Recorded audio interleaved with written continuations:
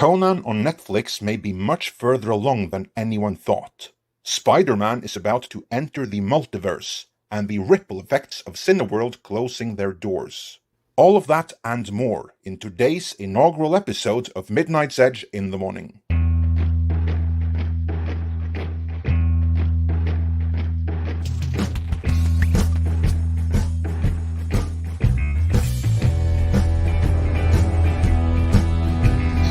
Good morning and welcome to Midnight's Edge. My name is Tom Connors. With me is the boss man, Andre, and our special guest for the first part of the show here, Critical Drinker. How are you guys doing? Hello. Welcome, Drinker, and I'm good, thank you. And thanks for everyone that's come to join us so far. So glad to have you for this inaugural episode of Midnight's Edge in the Morning. Now, granted, it may not be morning everywhere on the planet. Technically, it's not where I'm at, or neither where you are, Drinker. But still, that's the name we went for. No, it's cool, man. It's nice to be doing a stream at like a reasonable time of day as well, instead of doing it at like 2 a.m, to try and coincide with everyone else. Well, that was kind of the point. It's a decent time for Andre, and it just happens to be morning here in the U.S. And I was like talking to some people, and they're like, it's kind of an oxymoron anyway to say Midnight's Edge in the morning. It just kind of rolls off the tongue. I think people will have some fun with it, so I think it just stuck. I don't know. It just works for me. Yeah, it's got a nice sound to it. I like it. Yeah, and time-wise, it works so much better for me, and I know for you, than most of the other streams in our circle, doesn't it? Yes, yeah. Obviously we're in the same time zone here, so I'd much rather be doing it at this time of day than, like I say, stupid o'clock in the morning, but you do what you got to do, I suppose. I like that. I'm going to steal that one. Oh, but we've got some Conan stuff to talk about. We've got some Spider-Man stuff to talk about and theater stuff. And we got Critical Drinker here for a little bit with us to talk all this stuff today. Are you up to speed on what's going on with Conan at all, Critical Drinker? Or? I did know that they were working on a series with Netflix. I didn't know much more beyond that, if I'm honest with you. I'm thinking back to the Jason Momoa movie that they did a few years back, and that wasn't terribly successful. So it kind of feels like another attempt to bring Conan back to life. I don't know, man. I struggled to get beyond Arnold in the role. Like, that's the kind of guy that I identify as Conan even now. So it's hard to picture anyone else doing it at this point. Yeah, I can't blame you with that, because that's like the thing when you have a character, or rather an interpretation of a character that is so successful that it kind of usurps what the character had been for 50 years prior to that. And the 2011 movie had a great shot at overcoming that and going back to the roots of what Conan is and should be. And they completely blew it, which is a shame. And who Conan is and what he should be, I've already covered in the ultimate Conan the Barbarian retrospective. And for anyone who hasn't seen it, I suggest you check that out. But long story short, Arnold Schwarzenegger, he delivered a great performance, and he was a very intriguing character, but he technically wasn't a barbarian. Rather, he was a freed slave and a product of the very civilization that the literary Conan is in opposition against. Because the true Conan, he's actually proto-Scottish, he's proto-Celt. I think that's something that would give you a kick, Drinker. So he's supposed to be like this Black Irish phenotype. So that's kind of like who he is. Black hair, blue eyes, proto-Scottish with everything that comes from that. And he's basically a son of the Scottish Highland in many ways. That's what the Cimmeria is. It's like somewhere even north of Scotland that has been lost to history and to oceans and stuff like that. So he's a true barbarian, grown up in the wilderness, in the Highlands, that goes to the south to civilization to conquer the world. So he's a little bit like a Native American, a little bit like Attila the Hun, with like the honor and the nobility of a noble savage. So it's pretty awesome.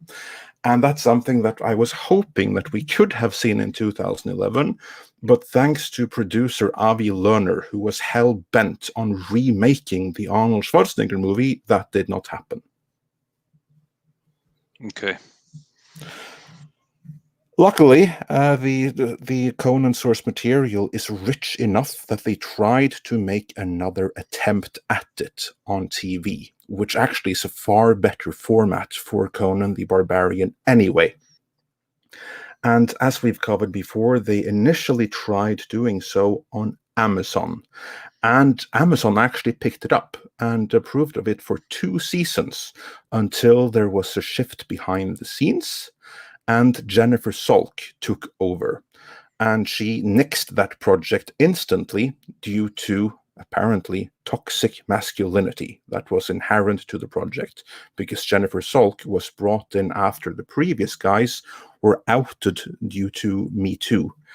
And her job was in many ways to clean up in Amazon, both behind the scenes as well as on screen, and what kind of projects made it to the screen. And that is something that we might be seeing the repercussions of with Lord of the Rings right now. I don't know, I haven't looked too much into it. But they passed on Conan, which was a shame, because by all accounts, that was shaping up to be amazing. And that was the end of it until last week, on September 30th, to be precise, when Deadline Hollywood broke the scoop that Netflix has apparently picked the series up, and they're in the process of looking for a showrunner and a director right now. And presumably also a star, but I would imagine that they want a showrunner to go in there first.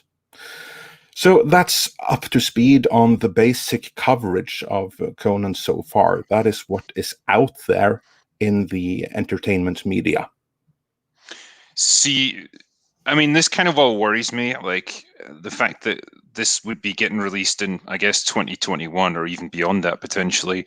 The fact that it's getting made on Netflix, like, is a character like Conan going to be shown to his full potential there, or are they going to try and like make him more what's even the word for it, like sensitive and less threatening and more like in line with current day sensibilities? And if they do that, then they're going to absolutely ruin the character.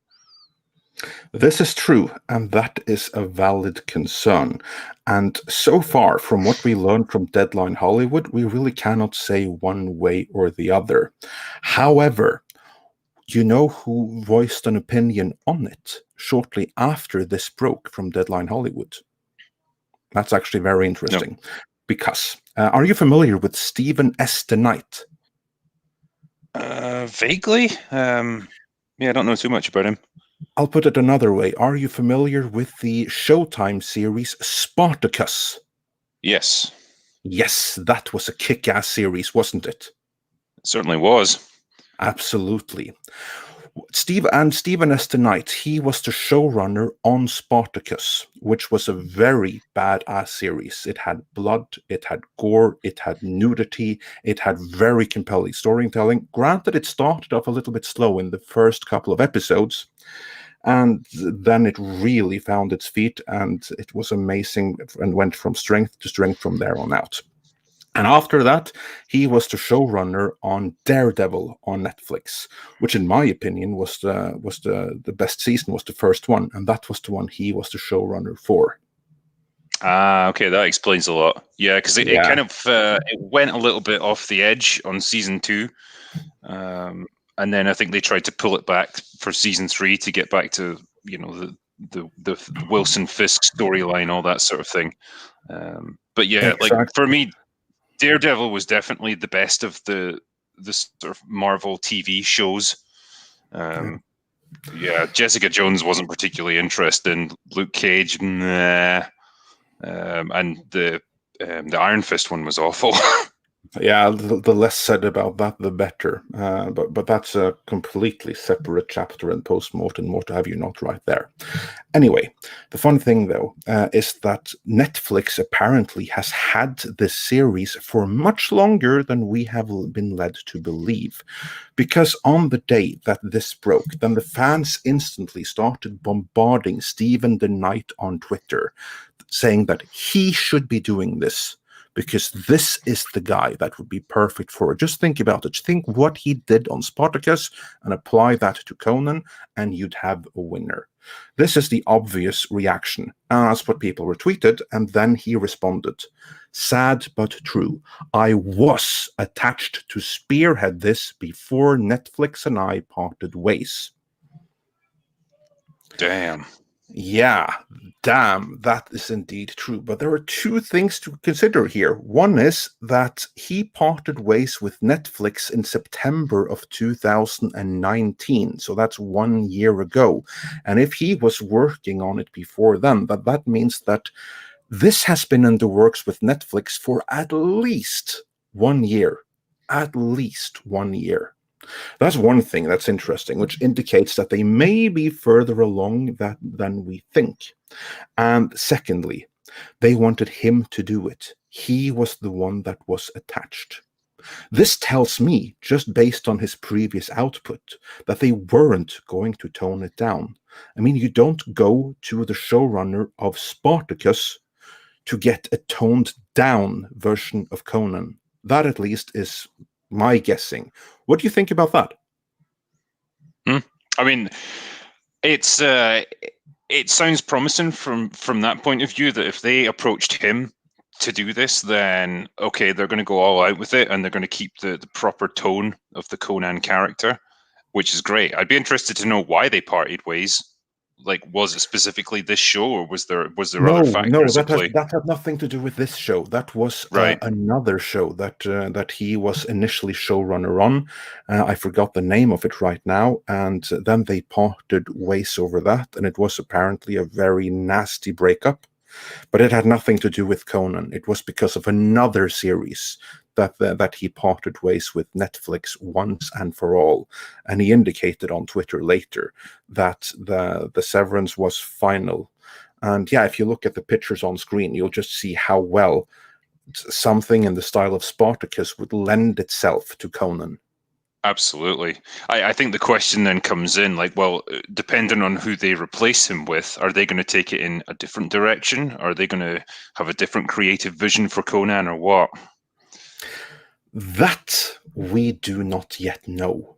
What is interesting, though, is that the owner of Conan the Barbarian, by way of Pathfinder Media and Cabinet Entertainment, Fredrik Malmberg, he said on Twitter that after this news broke on Deadline Hollywood, he had been bombarded by creative talent and agents and managers reaching out to basically get this gig. As you can see here on screen, he tweeted, "Never had a day with so many agents and managers reaching out to me about top writers. But what's even better, some top writers even reached out directly. Conan will be in good hands. I know it." I actually find that very assuring. I mean, we're not out of the woods yet, but that's certainly a very good start, I would say.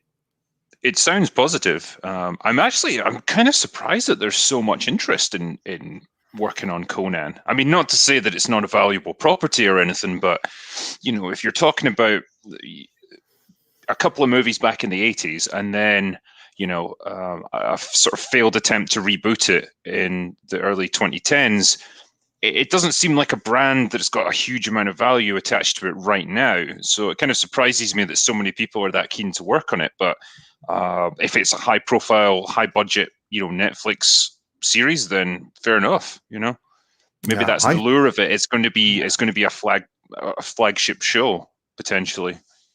Absolutely, it has the potential to be.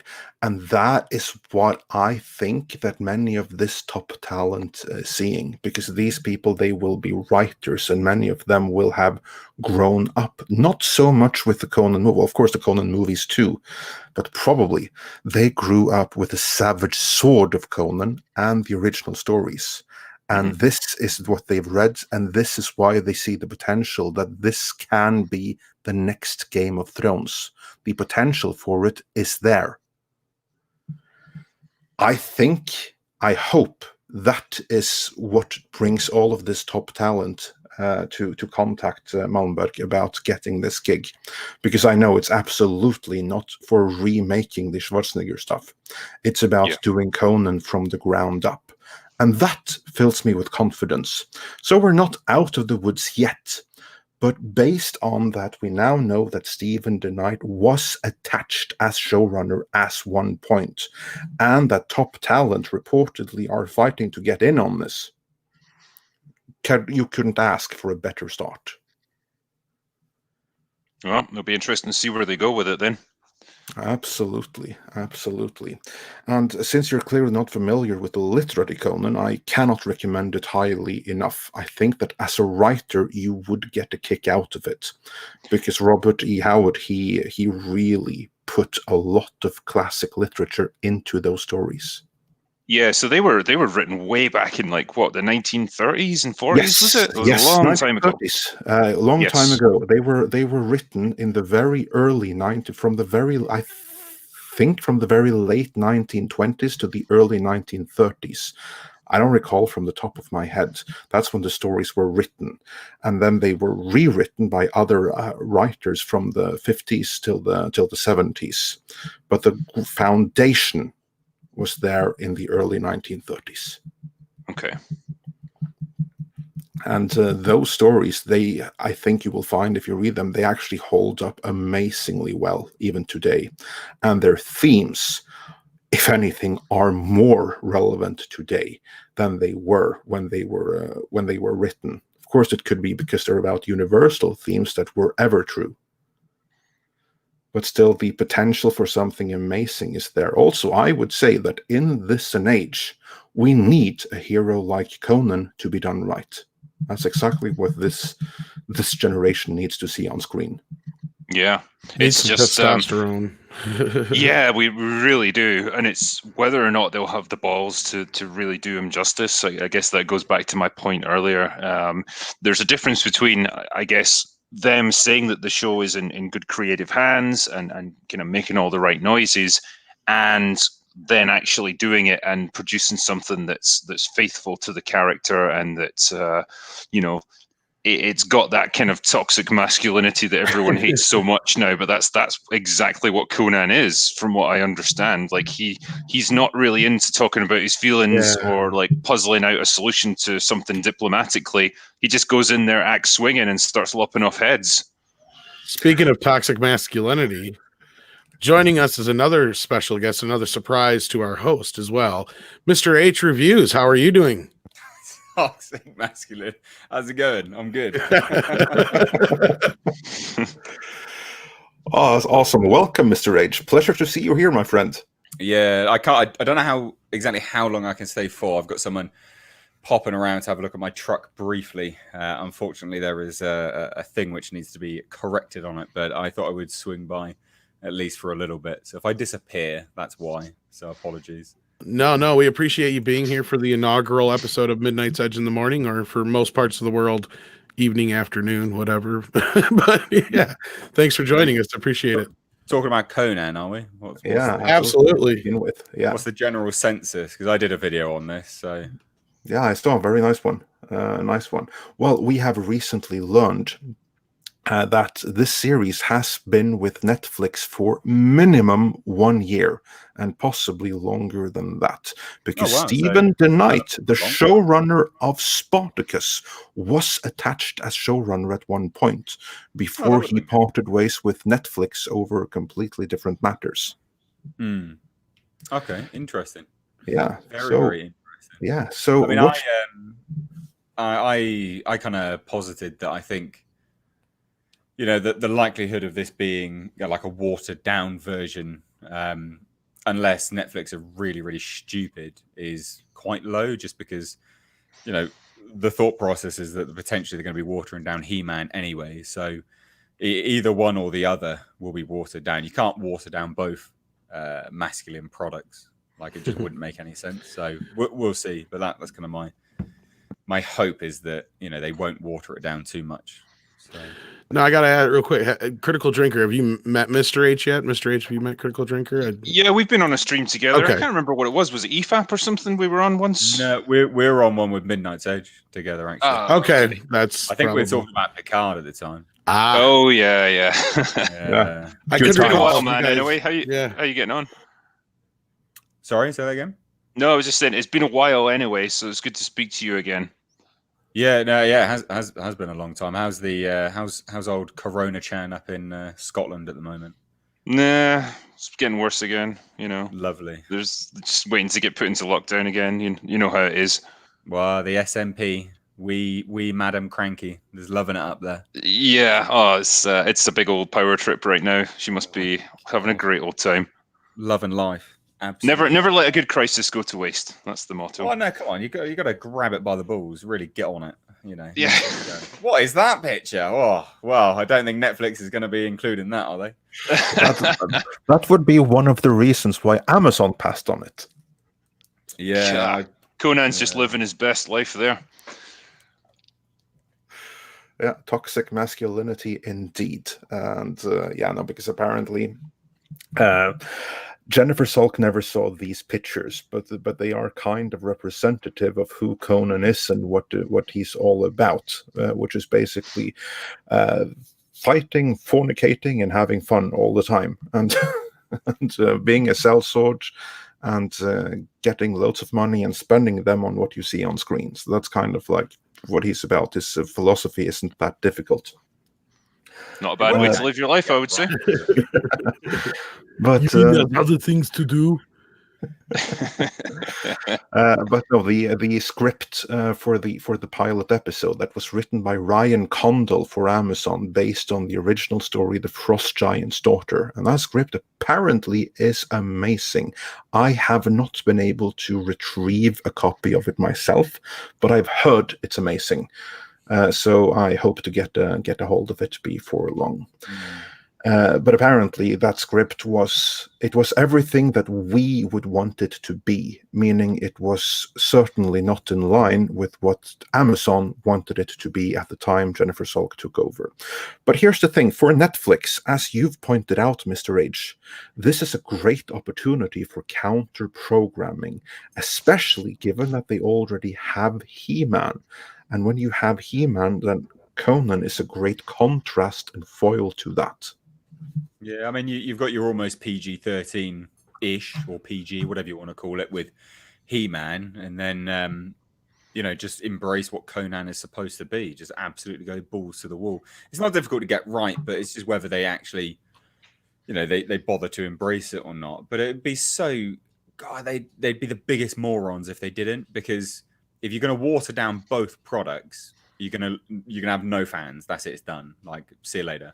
He-Man lends itself ever so slightly a little bit more to being watered down, only a little bit. Not that I want it to be, but it is more child friendly. Conan is what shouldn't be that child friendly. Like, it should be quite hard R. It should be very provocative. It should be Conan. So it'll be interesting to see kind of how they go with it. But it's not difficult to get right. But I mean, predictions. Like, do you think they'll actually get someone that should look like Conan, or will they even water down the look? Because the thing is that you'd really have to get like a big dude to play Conan if you're going to go comic accurate or book accurate, whatever. Yeah. Whereas you can have comic accurate or tone accurate without having the aesthetic to be the right one, but. What do you reckon? Will they actually embrace that or not? Do you reckon they'll cheap out? There's not many actors who are going to be that kind of size. So in order to get someone, you're going to have to go into like bodybuilder territory, or, athletes or something like that, or wrestlers. And the idea of one of them trying to turn his hand to like any kind of serious acting is going to be dodgy to say the least. Well, that's the thing, isn't it? Like, do you lower your expectations just based on that? Because that's probably wise, which is, sucks to say, but yeah, I mean, we were talking earlier about how the original showrunner for this was going to be the guy who did Spartacus, and so they had guys in that, as I recall, who were pretty big, and I think they were actors anyway. So yeah, I mean, I guess it's doable. They had a good range of actors as well as like bodybuilder, powerlifter extras on that show. Yeah. So they did pretty well, to be fair, to have a good cross the board. But I mean, Conan is just one singular person, isn't it? Like you'd have to nail that, because I mean, it's not Spartacus where there's loads of different people. Like, it's all eyes are on Conan. He is. I mean, titular character, isn't it? So be interesting to see. Yeah, as for me, I think that as long as you get an actor that is athletic and you get him to bulk up, you will get far. Like, for instance, take Henry Cavill's physique in Superman. I think with that physique, you basically have what you need. Like, you do not need someone to compete with Schwarzenegger here. Schwarzenegger, technically, he may have been too big for the role. In fact, as I've said for years, Henry Cavill would be my preferred choice for Conan. And like, when he was cast as The Witcher, I was like, oh God, no, because then he can't be Conan. Because I was like always holding out hope, because he would be absolutely perfect. So what we're looking for, in my opinion, is someone like Henry Cavill. And I think that they're going to get that. I hope they're going to get that. We need about 5 or 6 Henry Cavills, essentially, because people want him to play Bond. People want him to, like, he's doing The Witcher. People would want him to do Conan, I guess. Like, he's still doing Superman, apparently. Like, yeah, he's one of the few guys who's just got that look. You know what I mean? He's big, he's strong, he's masculine looking, and there's just not many actors right now who are looking like that. Well, he's got that typical tall, dark, and handsome look. Yeah, but it's not promoted, is it? That's the thing. Like, it's not lauded over as it once was. Like, masculinity is not approved of that much anymore. So obviously, a bunch of actors are not, because actors shape themselves for the roles that they think that they're, that are out there and that they're going to likely get. So they just not that, there's not that many of them anymore, sadly. Yeah. So. In the comments, Callum von Moger is suggested, and I think that depending on which route you want to take, that would be a good choice. For those that do not know, there is a movie called Bigger, and that is based on the true story of the wider empire of bodybuilding. And in it, Arnold Schwarzenegger does have a role, and he is then portrayed by Callum von Moger, who actually does a really, really good job at it. And one direction that I actually would not mind seeing is, if in this series, if they were to include Schwarzenegger in it, have him as the old Conan act as framing device, and then someone like Callum von Moger be the young Conan whose adventures you actually follow. I think you could go far with that. Yeah, he's got the look. He's definitely got the size. He's got the size. He has the body of that Schwarzenegger had when he did the Conan movies. That's the body that he has right now. Yeah. And he has the look, so he could pass for a young Schwarzenegger. And of course, in my opinion, you would have to color his hair black. And old Conan can have white hair anyway, so then it doesn't really matter all that much. But yeah, to me, that would be like the perfect solution.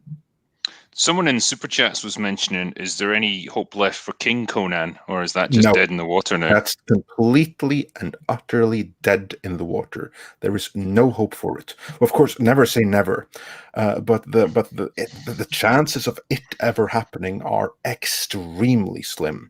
Because to reiterate that for those who came in late, the King Conan movie, the most recent iteration of it, is called Legend of Conan. The script is written. I do have it in my possession. It is pretty decent. And it was set up at Universal. Schwarzenegger was poised to return. They had a director attached. Everything was set and ready to go. But Universal, they were waiting to see how Terminator Sega Genesis would fare at the box office, because this was back in 2015. If it had been a hit, they would have given it the green light. As it happened, that movie flopped. And when it did, they decided, we're not going to risk this whole Conan thing, because Schwarzenegger's comeback didn't really work out. So they pulled the plug on it, they gave back the Conan rights, and then that whole thing fell apart.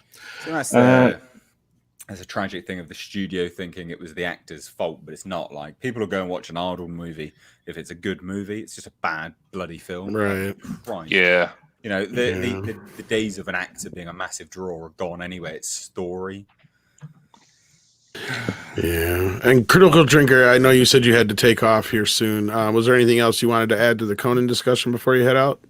No, I mean, like we were just talking about there, it's kind of a shame they weren't able to get King Conan off the ground. It would have been nice to see Arnold do it one more time. Maybe if they'd done it like 15 years ago when he was still young enough to do a bit of action and fighting, it would have been something potentially interesting. Now, like, I'm kind of glad they're not doing it because he's too old to do fighting and all that. So, never mind.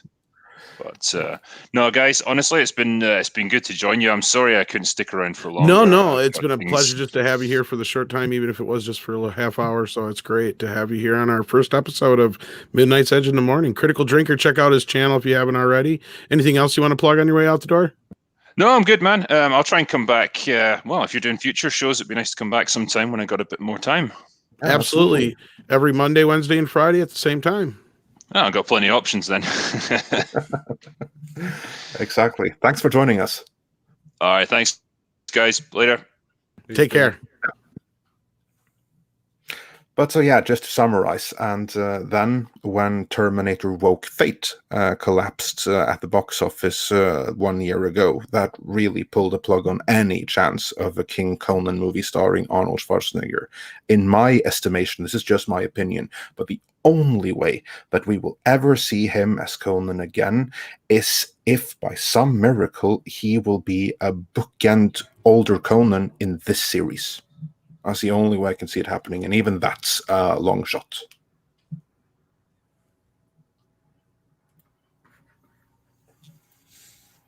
Did we lose you, Mr. H? You're still there? Oh, no, I'm here. Okay. Yeah.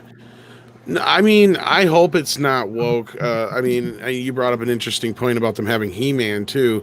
What's funny though is they made no qualms about ending that other She-Ra, no problem. Even a campaign couldn't save that. So I don't know how on board they are with a lot of this stuff. But then again, you know, I don't know. It's difficult to tell, isn't it? I mean, they do some weird things. So I only have to mention cuties. You know, that's a fucking shit show. Oh yeah. Yeah, Netflix did not win any favors with that one, let's say. And I don't care how much attention they got in social media, they lost a lot of goodwill among the paying audience that they're going to have to come over. Paying audience as well, actually, to be honest. Yeah, they did. So, picking that up and then doing that new marketing material in the States certainly was a very bad call, as it turned out. But but Conan, any final words on that before we move into the next topic, which is the Spider-Verse? I just want it to be masculine. Just it's smart to do it. It's counter programming. You know, there's a need for it right now. So just do it. Do it like you're supposed to. You know, that's my final thoughts on it, really. But yeah, I agreed. Some much needed counter programming. Absolutely. Yeah. All right. So, Spider-Man is in the news. Drew Goddard's original. Let's see here. What did you have here? Oops, I jumped ahead. Yeah, no, because there's actually a fun connection between Conan and Spider-Man in that sense, because Stephen DeKnight, who was attached to Conan at one point, he was the one who was the showrunner of Daredevil Season 1, not just Spartacus. However, he stepped in the last moment because the original showrunner for Season 1 of Daredevil was Drew Goddard. He dropped out because he was supposed to do the Sinister Six movie for Sony back when they were doing Alex Kurtzman's Spider-Man Cinematic Universe. Now, that never happened. But in the final movie there, you had Jamie Foxx starring as Electro in a performance that I thought was salvaged only by the fact that Green Goblin was also in the movie and he was absolutely atrocious, which meant that Jamie Foxx wasn't quite as bad by comparison. But anyway, the day after we learned that Conan is happening or in development at Netflix, Hollywood Reporter dropped the scoop that Jamie Foxx is returning as Electro for the MCU movie Spider-Man 3, which is probably going to be called Spider-Man Home something something. Homeverse. Home Alone. Into the spider at Homeverse. Oh God, I hope not. Yeah. I hated Into the Spider-Verse. I know it's unpopular opinion, but anyway. Yeah, just to contrast it, I loved Into Spider-Verse. But we're getting a little bit ahead of ourselves, because all we have so far is that Jamie Foxx is returning as Electro. And this now apparently is a done deal, although it has not been officially announced. Although he will be a slightly different. I think he did Electro. tweet out about it though, making it pretty much confirmed, because he said it was he said specifically he's not going to be the same Electro, basically. Yeah, basically. So Spider-Verse, kind of, I guess. I don't know. I don't like him. I don't think he's really like a great actor, to be honest. Weird that they would go for him to have him back. Like he wasn't. He's good in the right roles, but yeah, I don't see why he should get a second shot at this. Yeah, isn't that odd? Like J.K. Simmons, like, yeah, of course. Like, why wouldn't you have him back? Like, he was J. Jonah Jameson, right? He embodied that role. It was fantastic. So to see him come back for that weird little cameo thing was a stroke of genius. Jamie Foxx as Electro, like, why? You just ask yourself, what's the point? You know, It's almost as bad as announcing Arnold Schwarzenegger's coming back to play Mr. Freeze. Well, yeah, exactly. Like, it's just pointless. It'd be the same as having, was it James Franco come back as Hobgoblin? You just go like, well, why? What? Actually, it's Dane DeHaan that might be coming back as. Oh, good Lord! I hope not. God, he is. What possessed Hollywood to try and make him a leading man of any kind? Anyway.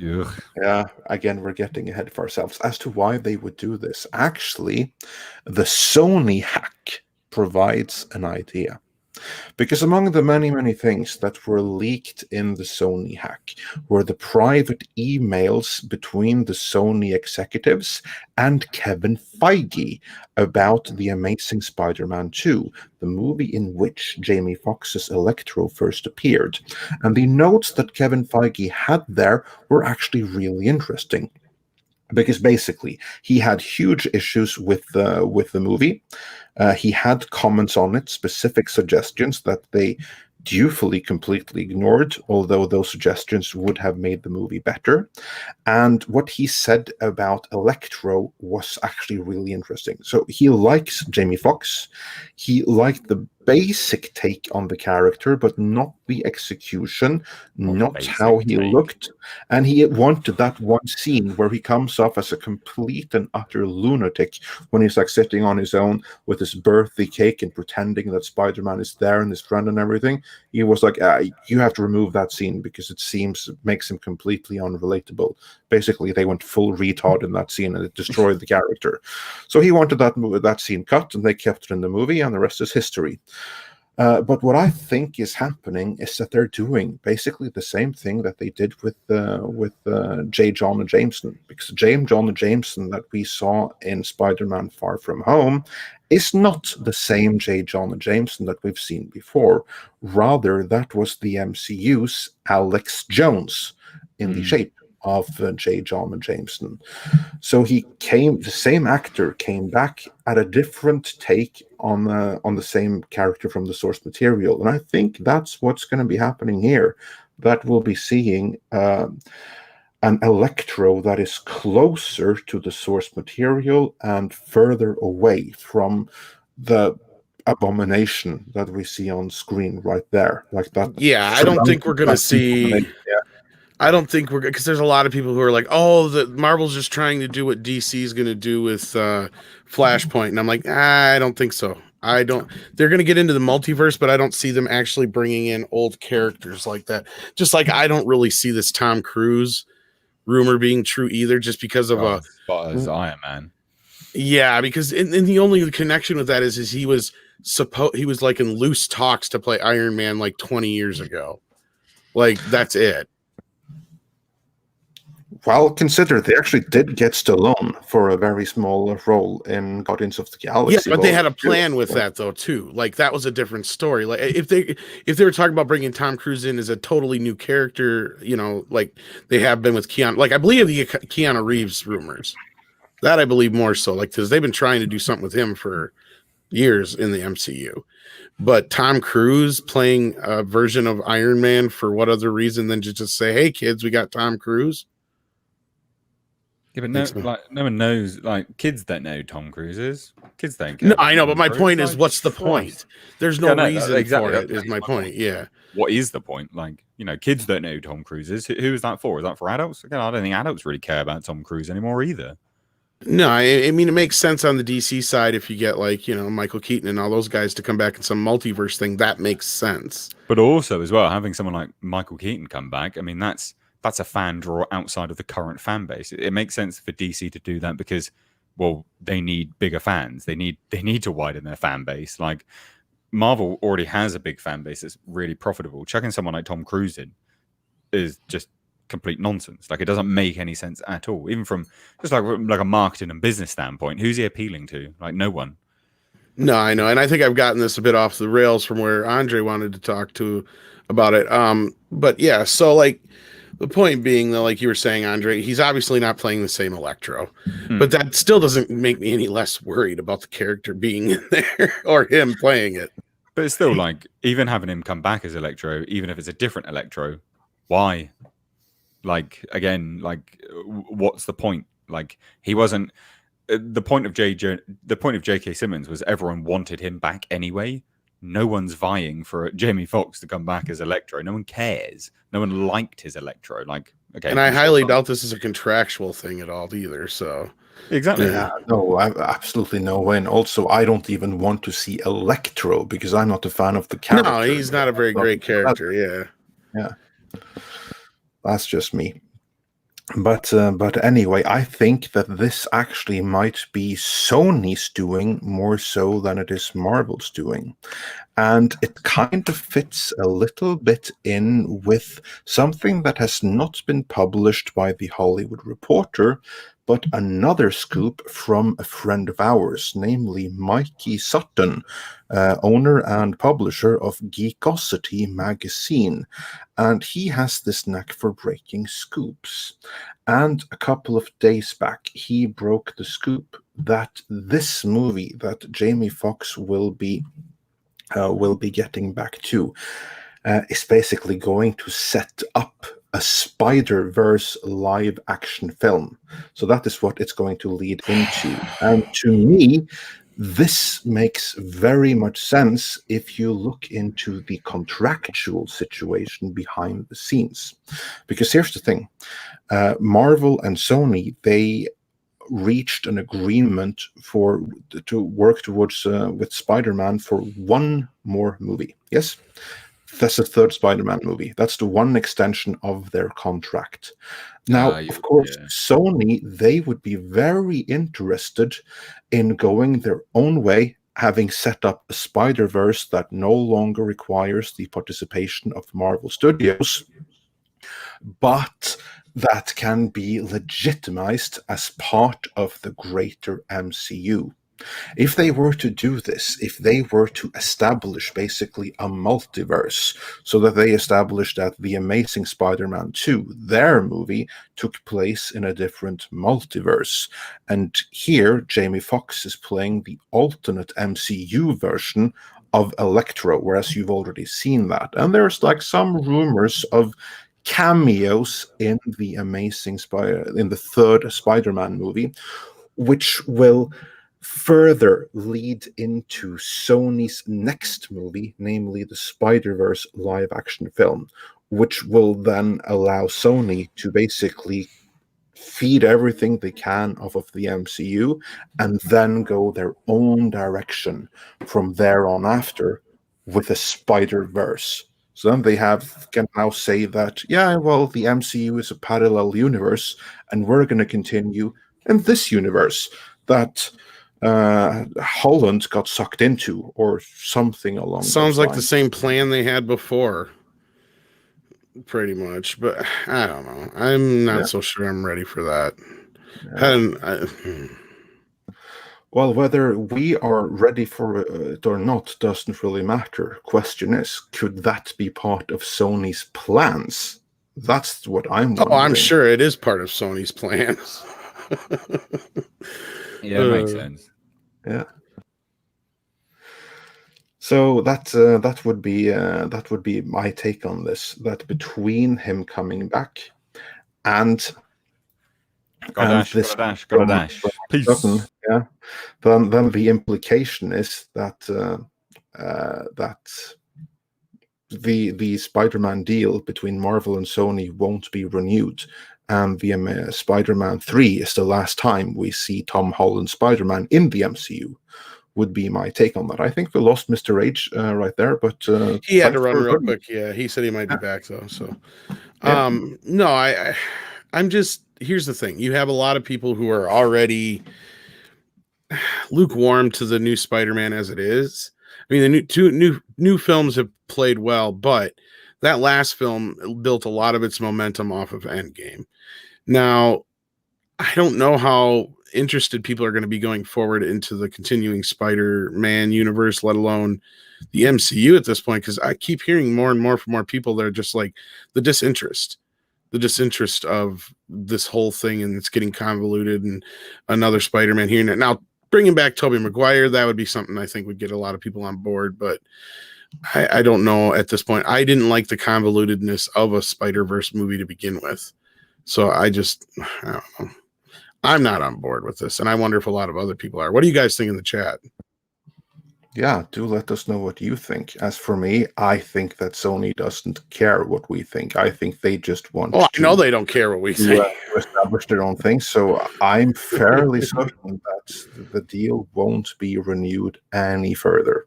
And Spider-Man will be an exclusive Sony property after the third Spider-Man movie in the MCU. Maybe. Yeah, that's very plausible. I mean, if things weren't going the way they were, I would have almost seen eventually Disney just making a ploy to buy the character back. But yeah, I don't know, because Tom Rothman, I don't know how concerned he is with Spider-Man. That's why I bring that up.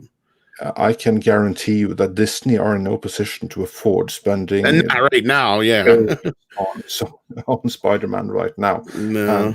Sony would demand like $4 billion or something ridiculous for him, or even more than that. So yeah, Spider-Man isn't going anywhere, and he probably won't be staying in the MCU for very much longer, is what I take from this. And you're right about the disinterest in the MCU. And what does not help it is this increasing absence between different MCU movies. And that takes us right to our next and final main topic of the day, doesn't it? Yeah, it does. The final topic of the day, of course, is theaters are closing down. Specifically, Cinemark closed all their theaters down. Or not all of them. I'll get the actual story up here. This is kind of new news. They're considering temporary closure of UK cinemas and US Regal. No final decision yet. But this is a big, impactful situation that we've been talking about for a while, that if this thing drug on, we'd start to see more theater closures. AMC is not in the best of shape right now either. We know that. The weird thing is going into this whole thing, I remember we were talking about how some of the smaller theaters would probably be in the worst shape coming out, when in actuality, they're probably the only ones that are going to keep their heads above water through this whole thing, because they've been showing a lot of revival films and carrying other films that come out that, like, for instance, AMC and Cinemark refused to carry Bill and Ted because it was on streaming at the same time, but the independent theaters had no issues. So they had Tenet, Bill and Ted, plus all the revival films to play in this time period. But yeah, they are obviously considering temporary closing some of their theaters. Looks like 65 locations roughly of the 340 to 400 that Regal reopened during the pandemic will shut down. They made an announcement there on their Twitter handle or Twitter account yesterday. So, yeah, I mean, what does this say to you, Andre, as far as like, and I guess the big impact of this was the word coming down that No Time to Die was going to be pushed again. We just heard all the Disney films are pushed. Universal's pushed all their movies. I'm assuming a lot of the other companies are going to follow suit. We've been expecting for any day now to hear that Dune's been pushed to next summer or winter, for that matter. How does this strike you? What do you see right away when you see this news? Yeah, no, basically, this was brought on by the James Bond movie being pushed back to spring. And I kind of like understand the decision then, because basically that means that there's not going to be anything in theaters until Dune. So why keep open? And it's better just to close down, fire employees, save money, try to salvage the company. But the ripple effect of that is that the movies that were going to be released in theaters, they now have less theaters to be released into, so then they are going to be pushed back as well. So yeah, I agree with you completely. I think it's just a matter of time until Dune is pushed back, because as it is right now, it's barely going to be any theaters to release it into. So I don't think that we'll be seeing it until next summer, which is looking really crowded right now, which means we'll probably won't be seeing it until next winter. Yeah, that's what I was thinking too. And I'm almost curious if Wonder Woman 84 is going to stick where it's at now. And I think that's why they may not have moved Dune yet either, is because they don't even really know. And I think that's kind of the big problem here, is you have a lot of, they have no idea what the hell's going to happen when they can open up. Sure, there's some laws that are being looked at there, or I believe they actually decided that they were going to lax those laws to where studios could come in and actually own theaters. So that, I mean, that's a possibility. But right now, like we were just talking about, nobody's got any money. So the only thing I could see happening is either like Amazon or Apple comes in and buys one of these companies, like AMC or Cineworld, maybe. I don't know what you think of that, but those are like the only companies I can see that have any money to do anything like that right now, really, or would. Yeah, I think that the companies that have big movies which are due for theatrical release, they're kind of screwed, because I don't think that they're going to be able to release them for a long time yet. As I saw someone mention in the comments here, it might be years. Yeah, Jed TSD Toad said, I said 2 or 3 years if they even open back up. Your comments may prove to be prophetic. So this does not bode well for the future of big budget blockbuster movies. I will say that. No, we've been kind of facing a point here where, as I said, we're getting into that, because as we first went into this, I kind of said, if we keeps going, the worse it's going to get. Obviously, we all knew that, but we get to a point here where, like, yeah, certain things are going back into production, but half of them are getting shut down, as we've talked about with like Tom Conkle. Things can't get insurance. I don't see this being an easy road for Hollywood going forward for much longer, and that really begs the question: like, are some of the smaller studios going to be able to afford to hold off? I mean that's kind of why I figure, like Bill and Ted, they couldn't afford to hold off, because you know, they had so much money invested into that in so many different areas, they had to almost. But some of these bigger studios, they can probably afford to hold off a year or two for now. But what happens when they get to a point where they can't any longer? But then, you know, as we keep pointing out, they can't really release much until they have other things into production. That's the big problem. Yeah, exactly. And then when things do open up, things are going to be really clogged up, because then they'll have a lot of content that is just waiting to be released. And that's going to be a challenge, working out when and how to do all of that. I don't think it's going to be as much of a challenge as at first. I mean, it may feel like it, but then once they start, you're going to have this, if they don't stagger it out in a certain way, they're going to have a dry spell anyway. So they're going to have to learn, you know, they're going to have to come to some conclusion with each studio. I have a feeling, and I kind of predicted this, I can't remember which stream I was on because I've done so many, you know, but I said something like, you know, we may go back to a system that was a lot like the 70s and 80s, where the studios, instead of releasing one big movie a month, will go back to, you know, one or two big movies a year, and then, you know, 2 or 3 sub big movies, and then the rest of the year is made up of smaller movies and revivals. And that's kind of where I feel like we're getting to, especially now that I feel like Hollywood's going to learn after this that, oh yeah, we can make some money off these old movies that, you know, we don't have to really spend anything on, and just send them out, you know, to digital theaters, and people will go see them, because Empire Strikes Back's done well with the re-release, and a few other films have. So I don't see where that's going to be. I see that's kind of where they may go at first, to kind of fill in some of the gaps, and not only that, get people back into theaters. What do you think?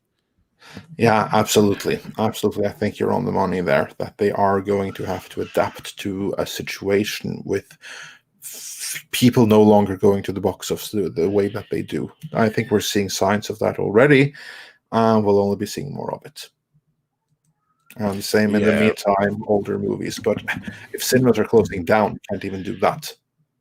Well, that's the thing. They may close, but they're a viable enough business. And I think the studios, if they've learned, they're going to learn anything from this whole streaming thing, is they're not going to be able to make enough.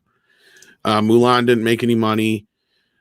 Bill and Ted was #1 for like 3-4 weeks, and at best they're saying it made $35 million. I can't imagine, you know, a bigger movie making any of their money back with just streaming being the only source of revenue. I just don't see that happening. Yeah, no, that's something that only lends itself to smaller and mid-budget movies, which I think that we'll get much more of lately. Yeah, and that's what I was getting to too. Is I think like, instead of having a big movie every month, they're only going to be able to afford to do 2 or 3 a year, if not 4 at the most. I mean, Disney might be able to do more than that, but I mean, again, it's just going to be a matter of time before we can see how many close down, who swoops in and maybe injects some money. The Hollywood and the theaters are both clamoring for money from the government. I think one of their first initial requests was turned down, if I remember right, here recently. But again, like they're not a necessity, so I don't foresee them getting a lot of bailout money in this situation. So, and I don't know, it could be an interesting road ahead.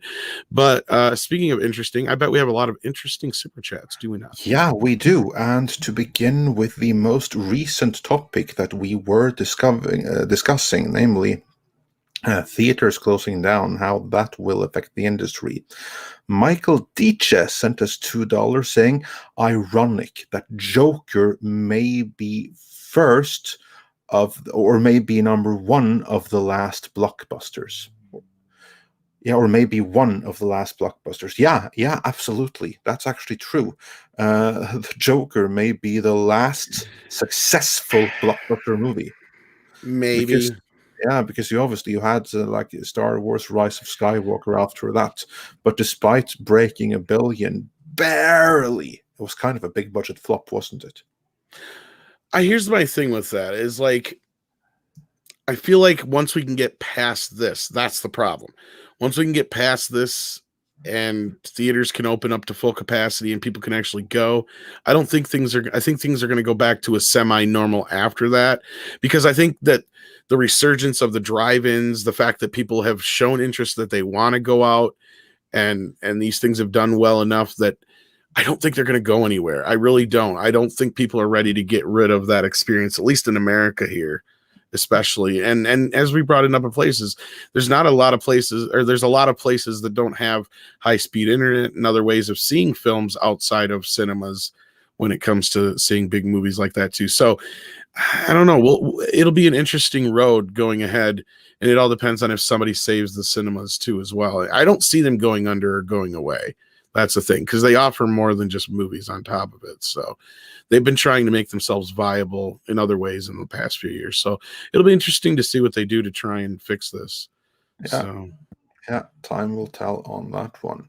And then Toxic Man Flu sent us $5 saying, Hollywood will come to terms that the golden egg is gone. The money is leaving and will not come back. Call it an entertainment depression. that could be true, at least in the current form. And that's, well, one of the basis and the reasons for this t-shirt. If you want to check it out, you can get that at our Mixed Tees link that's in the chat below or in the description below.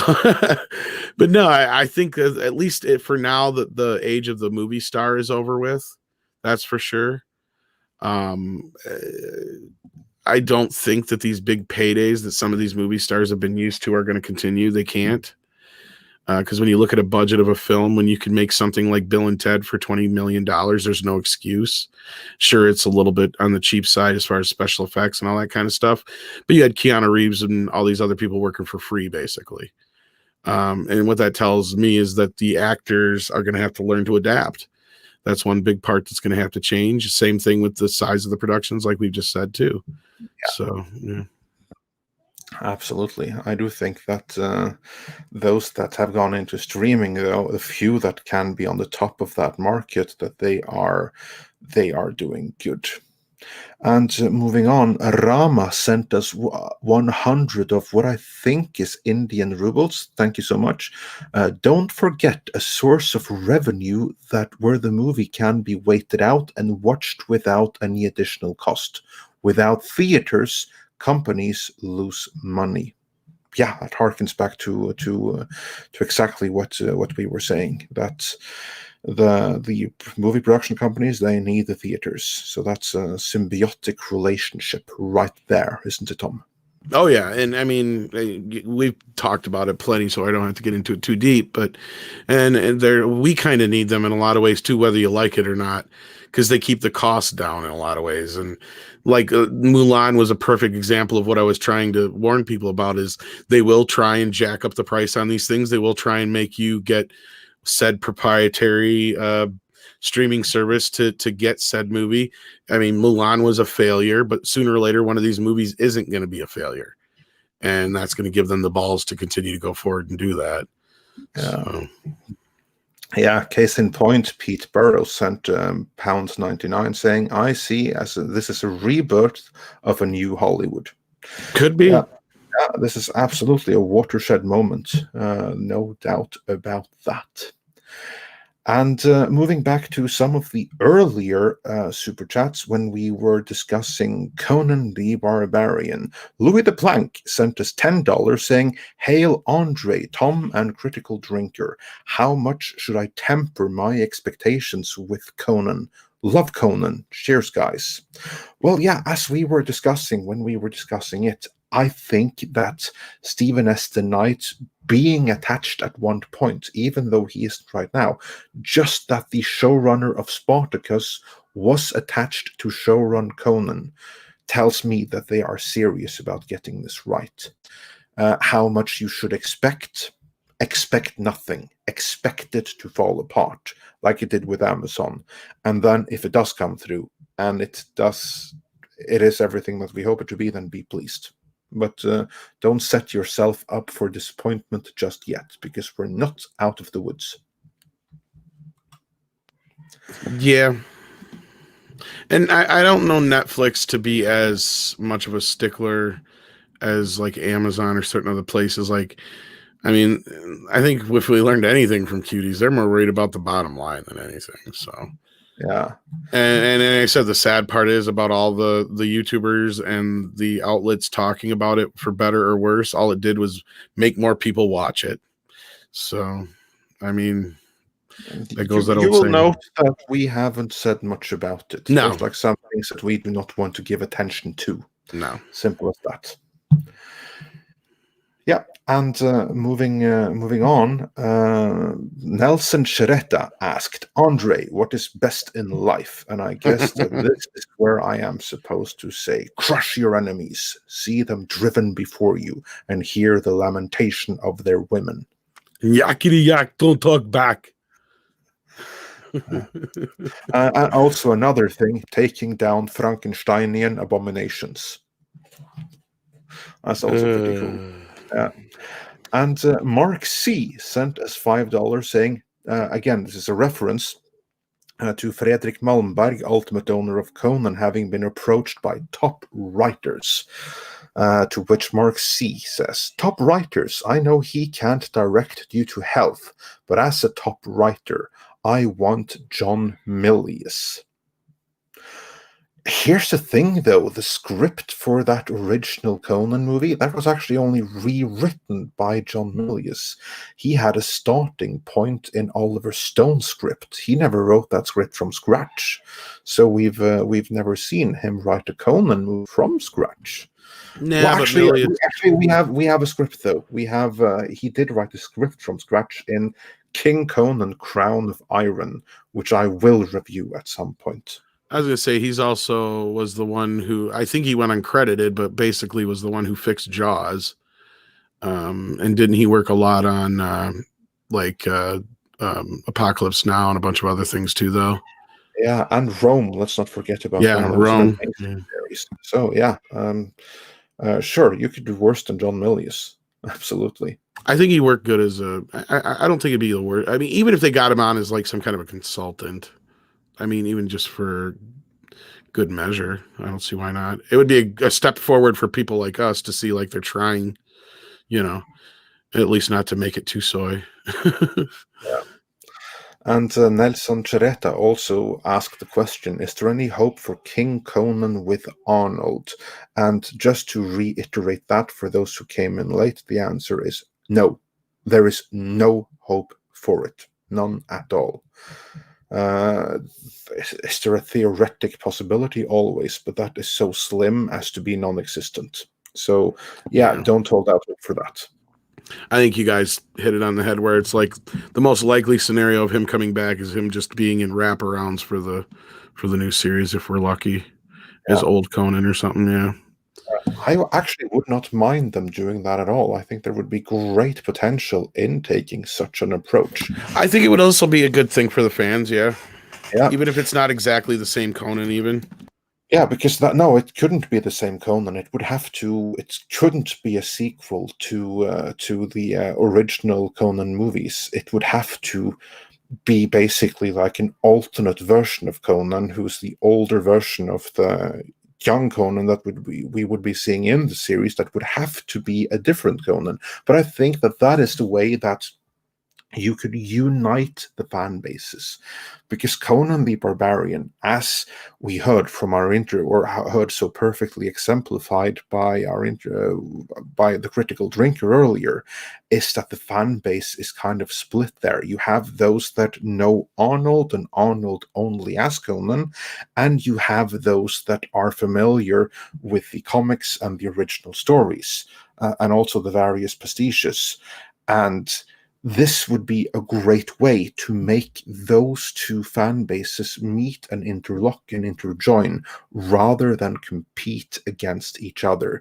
Because if we go back to the 2011 movie, that movie was a disaster, so it couldn't be helped under any circumstance. But one thing that was always a problem with it was that it never won over those that wanted Arnold Schwarzenegger to return, because they wouldn't accept Jason Momoa as Conan, because to them, the promise of a third Conan movie with Schwarzenegger had not been fulfilled.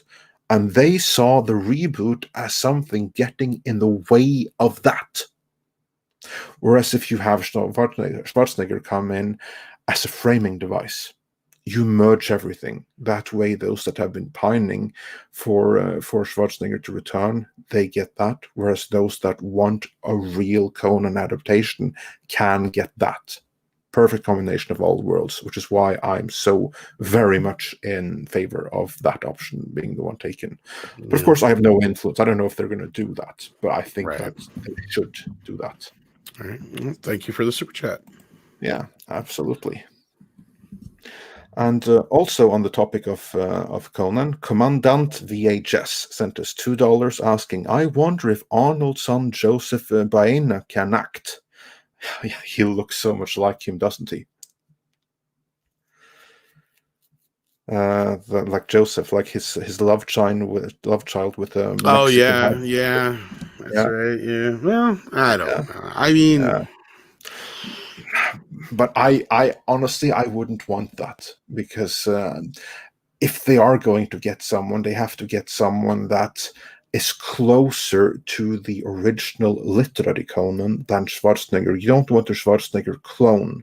If need be, you want someone that's more like the original literary Conan, but that you can also see a spark of recognition with the Schwarzenegger in, like Callum von Moger. But Joseph, his love child with the Mexican waitress, that would be too far in the Arnold direction and not enough in the Conan direction. That would be another way of ruining the series, I think, if they were to even try to cast him. And who knows if he even has the talent to pull it off. We've seen no evidence of that.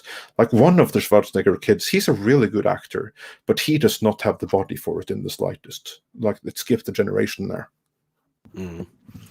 Yeah, I don't know.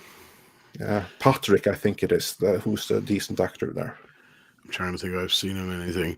I'm not usually a big fan of the whole next generation. There's very few kids of actors that I generally have said that are even, should be actors and not mainly actors just because of nepotism. But anyway, yeah. Let's see if we are caught up then. I know there was a couple more that came in. Okay, yeah, look here.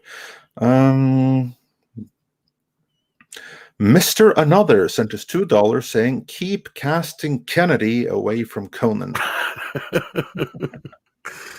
I don't see where she would even want to be anywhere near Conan, but okay.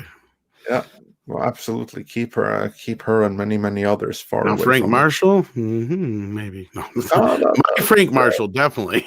Yeah, there we might have something, but he comes with a certain baggage, Joe, doesn't he? No. If it was my Frank Marshall, it'd be nothing but titties and heads getting cut off. Yeah. Lots of cocaine.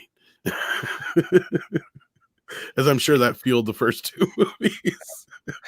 And Dustin Rogers sent us $5 saying, bring in Arnold as old Conan and make son of Conan. That could be hope for new ideas, and see him go big out to dad. Yeah, well, no, I don't like that idea, because like the son of Conan, Con, he is only in the pastiche books and comics based on that. And again, wouldn't you want the real Conan? I would, rather than to follow next generation Conan. That's not something that I personally would have any kind of not interest just in. That. We haven't had like a real solid, like if we'd had like 12 different Conans by now or something, like it'd be okay, it's time to move on to something different, perhaps. But we've never really had a very long running Conan anything. So I think it's due. You know what I mean? Like, yeah, it's screaming for a long form series on Netflix, so, or someplace like that. So this could be a good thing. Hopefully it is. Fingers crossed. Fingers crossed for that. Nothing would make me happier in terms of movie and entertainment. And with that, I believe we are all caught up. Tom, any parting words to our audience? I just want to thank everybody for showing up. We had almost 1,000 people show up. It's been I would say, a very successful launch of our first episode of Midnight's Edge in the Morning. I was very happy. I'm glad all you people came out to listen to us yak. And I especially want to thank our guests, Critical Drinker and Mr. H Reviews, for showing up. Check out their channels, of course, if you haven't already. Yeah, I think we had a pretty good show. What do you guys think out there? Yeah, let us know in the comments. Do you like this format? What would you like to see us changed, and what do you want to see more of? Let us know in the comments. And again, thanks to absolutely everyone that's been watching us. We really, really appreciate that. That is what keeps the light on. And also people like Matt G sending a super sticker for $1.49. We really appreciate that.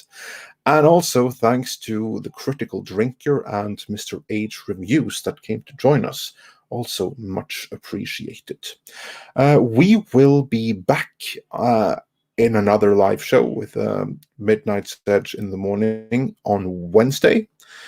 Till that, there will be more of your regular content, as in mini documentaries and editorials, coming tomorrow and on Thursday. So yeah, check back for that. And speaking of which, please help share this video if you liked it. Make sure that you are still subscribed and hit that notification bell and hit the videos when the notifications come, because that really helps us out. Absolutely. And Toxic Man Flu sends in $2 super chat, says, proves Tom is not a vampire. No, I don't think that's ever really been much of a much of a problem. Oh, we got a super chat with a looks like a link here to the Bloomberg article. Studios could buy theaters with US.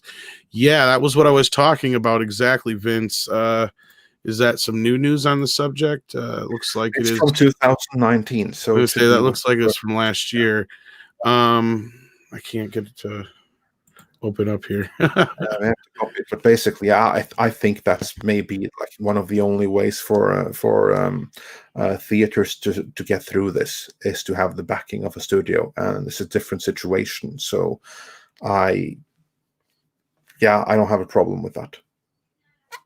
Yeah, this is something they've been working on. I know that. Yeah, this is from last year. Shares. Yeah. Meanwhile, Cohen also sent us a super sticker, so thanks so much for that. Yes, as well. Thank you. And that was a Doomicorn or a unicorn. Matt G sent us a birthday cake, by the way. I think that was for our first show. Thank you so much for that. Much appreciated. Yes, so much, guys. And we do appreciate you hanging out with us here this morning. And do come back for Midnight's Edge After Dark on Midnight's Edge After Dark tonight. And we do have the Ladies of Toxic Femininity coming on tonight at 9 o'clock Central Time. So check back for that as well. So until Wednesday, anyway, at least for Andre, I guess that is a do for you, correct? Yes, absolutely. So everyone, thanks for joining us. Take care and have a great day.